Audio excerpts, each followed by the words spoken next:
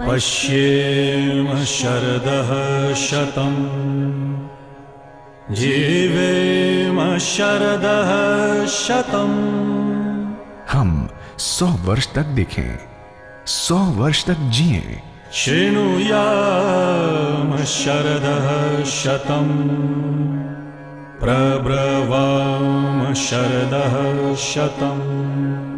100 वर्ष तक सुने, 100 वर्ष तक बोलें। अदीनाः स्याम शरदः शतम् भूयश्रव शरदः शतात्। 100 वर्ष तक स्वावलंबी रहें, 100 वर्ष से भी अधिक काल तक ऐसा ही होवे। आयुर्वेद में मनुष्य की सामान्य आयु 100 वर्ष मानी गई है। शारीरिक प्रतिरक्षा क्षमता को बढ़ाकर 116 से 120 वर्षों तक भी जिया जा सकता है। बढ़ती उम्र के साथ पुरुष और महिलाओं को रक्तचाप, हृदय रोग, मधुमेह, गठिया, अस्थमा, स्मृति ह्रास आदि रोग जकड़ने लगते हैं। अगर शरीर में रोगों से लड़ने की क्षमता बलवान नहीं होगी तो रोग समय से पहले ही मनुष्य के शरीर को जकड़ लेंगे। इसका प्रभाव न सिर्फ आंतरिक अंग प्रत्यंगों में होगा बल्कि बाहर से भी वृद्धावस्था के लक्षण समय से पहले ही नजर आने लगेंगे। अगर हम अपनी शारीरिक क्षमता को अधिक सुदृढ़ बना सकें तो अपने जीवन के किसी भी चरण पर हम न सिर्फ रोगों से दूर रहेंगे बल्कि वृद्धावस्था में भी हमारे शरीर में जीवन का आनंद लेने के लिए अधिक ऊर्जा होगी। भारतीय चिकित्सा विज्ञान में वृद्धोपचार को प्राथमिकता दी गई है। अष्टांग आयुर्वेद की एक शाखा रसायन शास्त्र तंदुरुस्ती व दीर्घायु प्राप्त करने के उद्देश्य से प्रचलित है। इसके अंतर्गत च्यवनप्राश, ब्रह्म रसायन, धात्री रसायन जैसी औषधियां तथा पंचकर्म की विभिन्न विद्याओं का प्रयोग किया जाता है। आयुर्वेद के अनुसार मनुष्य का शरीर 7 धातुओं से बना है। रस, रक्त, मांस, मेदु या वसा, अस्थि, मज्जा और शुक्र यानी वीर्य। ये धातु उम्र के साथ क्षीण होने लगती हैं। वृद्धावस्था में इन धातुओं का संवर्धन करना तथा शरीर की प्रतिरक्षा क्षमता को बढ़ाकर इन धातुओं को अधिक पोषित करके इन्हें तय स्थापन किया जा सकता है। महर्षि चरक ने रोग प्रतिरक्षा के 3 प्रकारों का उल्लेख किया है। सहज यानी जन्मसिद्ध, कालज यानी आयु संबंधित और युक्तिकृत यानी आहार, औषधि एवं सद्व्यवहार से प्रेरित। आयुर्वेद का उद्देश्य न सिर्फ शरीर को रोग मुक्त बनाना है बल्कि उसे निरंतर अच्छा स्वास्थ्य प्रदान करना भी है। रसायन तंत्र मनुष्य को शारीरिक, मानसिक व आत्मिक उपचार प्रदान करता है जो कि आयु बढ़ने की प्रक्रिया को मंद करता है। आधुनिक युग में आयुर्वेद की शिक्षा, शोध व चिकित्सा पद्धति पूर्णतः वैज्ञानिक एवं प्रमाणाधारित है। भारत सरकार के केंद्रीय आयुर्वेद एवं सिद्ध अनुसंधान परिषद द्वारा आयुर्वेद में किए जा रहे अनुसंधान कार्यों में ये प्रमाणित हुआ है कि आयुर्वेद के विभिन्न रसायन उम्र बढ़ने की प्रक्रिया को धीमा करने में सक्षम हैं। वृद्धोपचार के कुछ प्रमुख रसायन इस प्रकार हैं। गुडुचि या गिलोय। गुडुचि एक प्रमुख रसायन है। मनुष्य की श्वेत रक्त कोशिकाओं पर हुए एक शोध के अनुसार गुडुचि के सेवन से शरीर की कोशिकाओं की रोगों से लड़ने की प्रतिरोधक क्षमता बढ़ जाती है। गुडुचि रोगाणुओं को शरीर में बढ़ने से रोकता है तथा शारीरिक प्रतिरोधक क्षमता को बढ़ाता है। आमलकी। आंवला एक प्राकृतिक एंटीऑक्सीडेंट है। इसका रस विटामिन सी का प्रमुख स्रोत है। प्राचीन ग्रंथों में आंवला को उसके गुणों के आधार पर बुढ़ापे से लड़ने की सबसे उत्तम औषधि माना है। आंवला का उपयोग श्वास रोग, मधुमेह, हृदय रोग आदि बीमारियों से लड़ने में भी कारगर सिद्ध हुआ है। अश्वगंधा।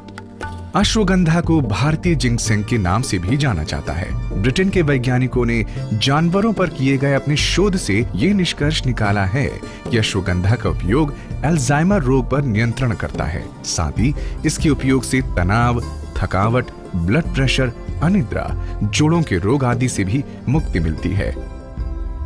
ब्राह्मी। ब्राह्मी को सदियों से याददाश्त बढ़ाने वाली जड़ी बूटी माना गया है। ये दिमाग, हृदय तथा स्नायु तंत्र के लिए एक उत्तम औषधि है। इसके अलावा ब्राह्मी का उपयोग बच्चों की स्मरण शक्ति, वृद्धों की विस्मृति तथा अल्जाइमर रोग आदि कई अवस्थाओं के लिए भी कारगर साबित हुआ है। च्यवनप्राश। ऋषि च्यवन की देन च्यवनप्राश को इसके गुणों के आधार पर आयुर्वेद का प्रधान रसायन माना गया है। इसके सेवन से वृद्ध च्यवन ऋषि को युवावस्था प्राप्त हुई। ये सबसे लोकप्रिय आयुर्वेदिक औषधि है। ये शरीर में यौवन, ओजस और तेजस्विता को बढ़ाकर वृद्धावस्था को शरीर से कोसों दूर रखता है। इन सभी रसायन औषधियों का प्रयोग न सिर्फ रोग निवारण के लिए बल्कि स्वस्थ रहते हुए शरीर को रोगों से दूर रखने के लिए भी किया जा सकता है। इन प्रमुख रसायनों के अलावा आयुर्वेद में और भी ऐसे कई रसायन हैं जो कि मनुष्य के जीवन को लंबा और स्वस्थ बनाते हैं। जहां आयुर्वेदिक रसायन शरीर को आंतरिक रूप से मजबूत करते हैं, वहीं इसमें ऐसी कई प्रक्रियाएं हैं जो शरीर को शुद्ध करके सुदृढ़ करने का कार्य करती हैं। पंचकर्म आयुर्वेद की ऐसी ही उत्कृष्ट चिकित्सा विधि है जो कि शरीर के शोधन की ओर कार्यरत है। इस विधि से शरीर में होने वाले रोगों और रोगों के कारणों को दूर करने के लिए विभिन्न प्रकार की क्रियाएं प्रयोग में लाई जाती हैं। इन क्रियाओं में 5 कर्म मुख्य हैं, जिनकी वजह से इनका नाम पंचकर्म पड़ा। ये कर्म है वमन, उल्टी, विरेचन, दस्त, बस्ती अनुवासन और बस्ती आस्थापन, अनीमा, नस्य, नाक द्वारा औषधियों का प्रयोग। इन प्रधान क्रियाओं को करने से पहले शरीर का स्नेहन औषध युक्त घृत तेल आदि से तथा स्वेदन यानी भाप से सेक इत्यादि करवाना आवश्यक है।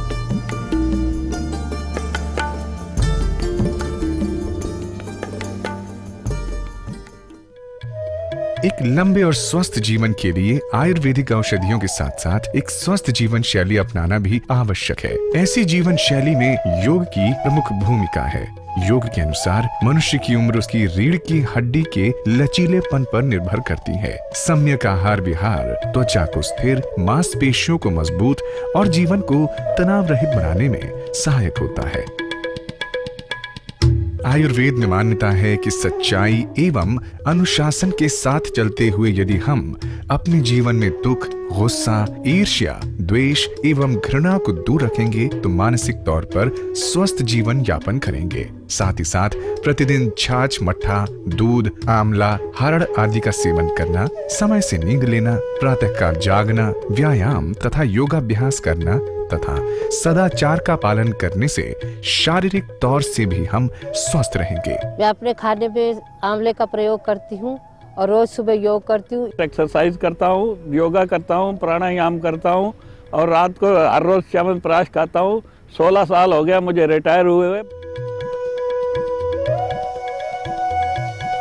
यदि जीवन क्रम में वृद्धावस्था आना सम्मिलित है तो उसकी अवहेलना प्रकृति की अवहेलना होगी। अगर हम आयुर्वेदिक जीवन शैली को अपनाकर स्वस्थ तरीके से वृद्धावस्था की ओर बढ़ेंगे तो ये सफर स्वस्थ और लंबा होगा।